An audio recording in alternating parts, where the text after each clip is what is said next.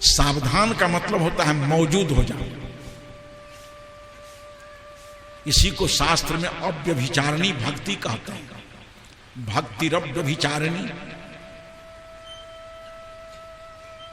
जिस भक्त का ख्यालात कहीं इधर उधर विषय में नहीं जाए।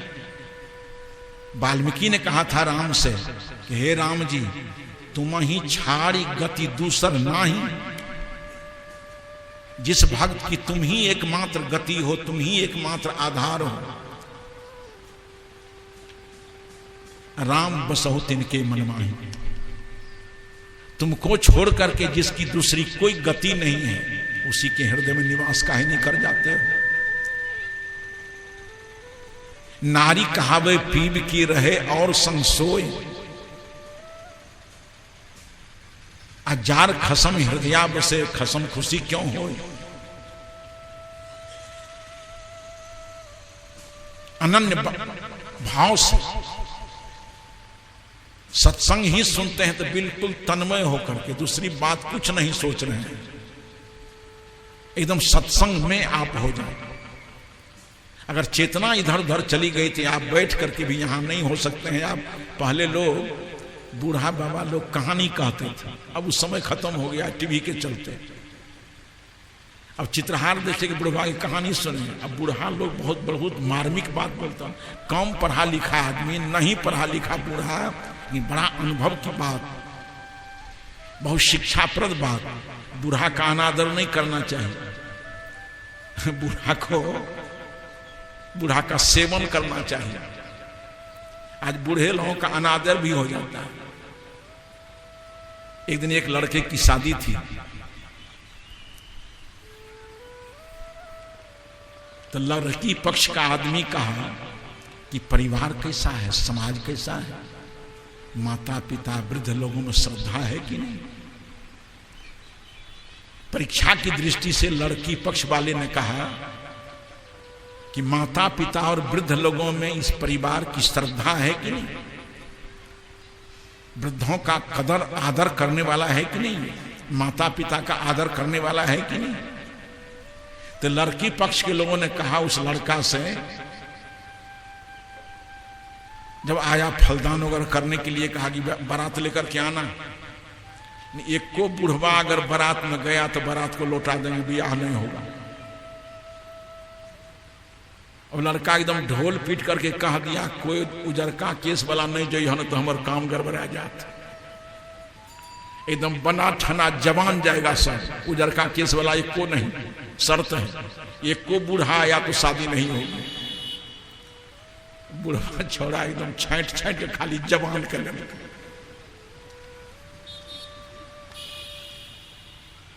लेकिन बूढ़ा आदमी था, उस समझ गया कि परीक्षा में पकड़ा गया लड़का, कि बहुत हल्का ले रहा है। लड़की वाला बड़ा गंभीर है, गहराई से लिया है उसने कि बूढ़ों की मर्यादा है कि नहीं इस परिवार में। बूढ़े ने कहा कि बेटा तुम परीक्षा की दौड़ से गुजर रहे हो, पकड़ में आ जाओगे। कहना का हमरा ला चल छिपाइयो तिपाई फैंस देव तोरा। जिस समय वहां के लोगों को पता चल गया इस परिवार में वृद्धों का पूजन नहीं है, कदर नहीं है, तुम्हारी शादी नहीं होगी, उलट जाएगी बात। करके हमरा कहना का ला चल, करके क्या जी करके माइक तैक वाला बक्सा छौकी नहीं करके वहां करके वही बंद कर दे हमरा, आ कहीं कहीं छेद क्या दे, हवा आवे के लिए वही में हम कहीं साफ साफ में भा जाए। तो काठ की पेटी में बूढ़ा को बंद कर दिया, जहां तहां छेद कर दिया। अब सांस लेने में सुविधा हो रही है, ले गया उसको। दूरबीन लगा करके लोगों ने देख लिया कि हाँ ठीक है, ये को बूढ़ा नहीं आया। एक प्रश्न कर दिया, कहा शादी होगी शर्त पर, जो बगल से नदी बह रही है जिसमें छाती भर पानी बह रहा है, कि पानी की नदी को तुम दूध की नदी बहा दो तब शादी होगी। सब छोड़ा के तुम मुंह फेफड़ा पड़ गए, सभी बच्चों के होश उड़ गए। कहा छाती भर नदी में पानी खलखल बह रहा है, इसको हम पानी दूध कैसे बनाएंगे। लड़का सोचा कि अब शादी होने वाली नहीं है, इतने बुढ़वा आए लेकर के नहीं यार, कहलियो रे हमरा ले चल। लड़की पक्ष वाला कही तू कि हम लोगों के परिवार में ये नियम नहीं है दूध में पानी मिलाना, ये नदियां बह रहा है पानी और छाती भर पानी है, ये पानी को सुखा दो तो हम दूध की नदी बहा देंगे।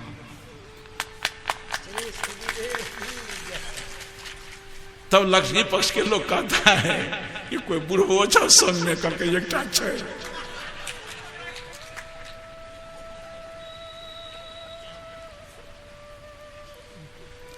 तो आज हम बूढ़ों का कदर नहीं करते।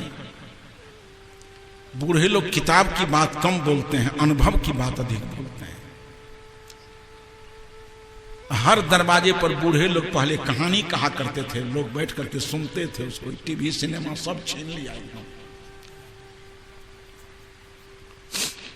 एक बूढ़ा कहानी कह रहा था और सभी लोग बैठकर सुन रहे थे, हाँ हाँ की स्वीकृति देते जा रहे थे। हाँ हाँ। एक आदमी बीच में कहता है बाबा हो की कह लो फिर से कहते हैं।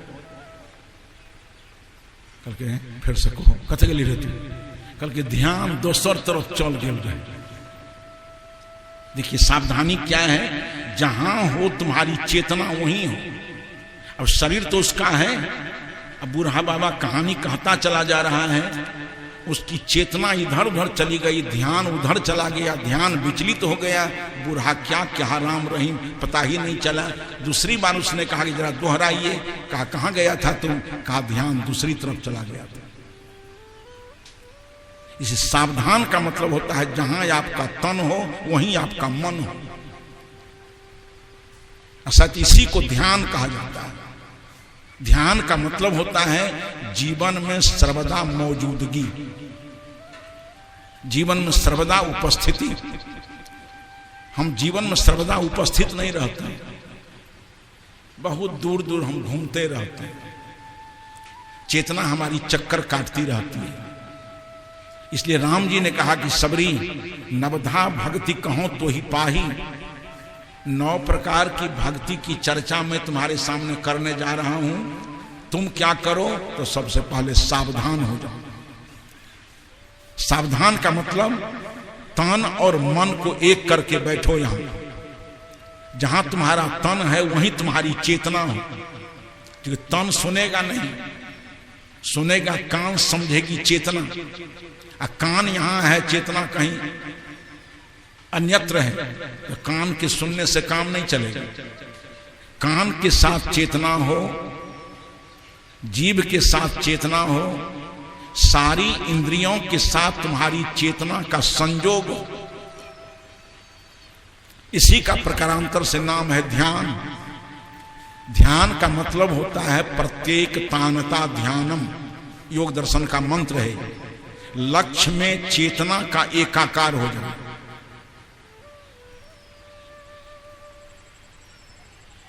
लक्ष्य में हमारी चेतना एकाकार नहीं होती है। इसलिए बच्चे लोग पढ़ते हैं, बातें याद नहीं होती है कि चेतना उसके साथ नहीं है। मुंह से बड़बड़ बड़बड़ बोलते जा रहा है, चेतना कहीं सिनेमा के पास है। आ केहन फिल्म आवे छे, केहन नहीं पढ़े या किताब है। आ चेतना फिल्म के चुनाव क्या रहे, क्या समझेगा वो? बात याद कैसे होगा? आ चेतना को सही रख करके एक शब्द सुनो तो दिमाग से कहीं जाने वाला नहीं है। इसलिए सावधान, पूर्ण होश। एक शब्द सुने तो काम बन जाएगा। आइए, मैं कह रहा था, एक बार प्रजापति ब्रह्मा के पास 3 लोग चले गए, मनुष्य, राक्षस और देवलोक।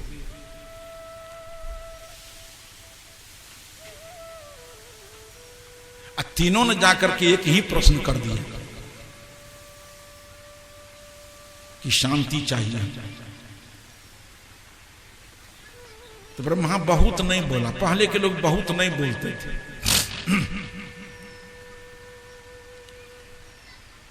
पहले के लोग, शायद इसमें से कुछ लोग जानते होंगे, पढ़े लिखे होंगे, सूत्र ग्रंथ होता है।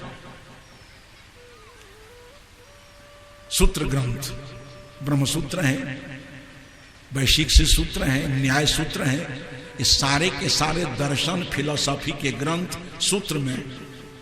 सूत्र बोलते थे पहले लोग, एक शब्द बोल दिया बच्चों, इतना लंबा भाषण पहले नहीं होता था।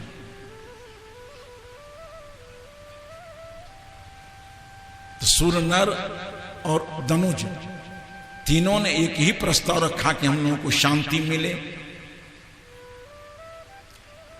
तो प्रजापति ब्रह्मा ने कहा कि द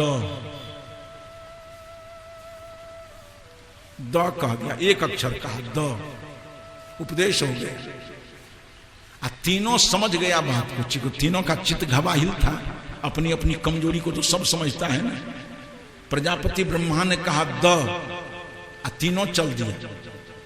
प्रजापति ब्रह्मा ने सोचा कि समझा क्या ही लोग।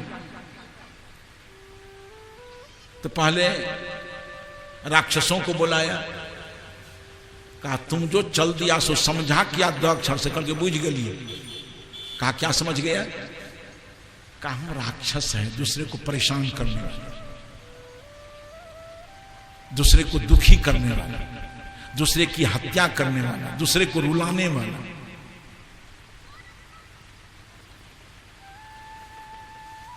हमारे जीवन में दया नाम की तो कोई चीज नहीं है। जिसके पास दया होगी किसी को रुलाएगा कैसे, किसी का शोषण कैसे करेगा, दमन कैसे करेगा, किसी को मारेगा कैसे, किसी की बुराई करेगा कैसे? दया उसके पास है। दयालु आदमी से किसी का अनिष्ट हो नहीं सकता है। इसलिए संत ने कहा है कि दया धर्म का मूल है। धर्म का मूल दया है। राक्षसों ने कहा कि हमारे पास और कोई दोष नहीं है, दया हमारे पास है। आज भी समाज में जो दूसरे को रुलाता है, जो दूसरे की झूठी खिलाफ दूसरी झूठी गवाही देता है, जो दूसरे की फसल लेकर के भैंस लेकर चरा देता है, किसी प्रकार से जो दूसरे का अहित करता है, उसके पास दया नहीं है, निरसंस है। इसलिए दया को धर्म का मूल कहा गया है। जहां दया है वहीं धर्म निवास करता है। राक्षसों से ब्रह्मा ने पूछा कि तुम चल दिया, समझा क्या करके बूझ गए? कहा क्या बुझा? कहा कि और हमारे पास कोई दोष नहीं है, बस केवल दया नहीं है। इसलिए प्रजापति ब्रह्मा जी पितामह द अक्षर से दया धारण कर। कहा जो बेटा काम बन गया, तो दया को धारण कर। एक शब्द में उपदेश हो गया।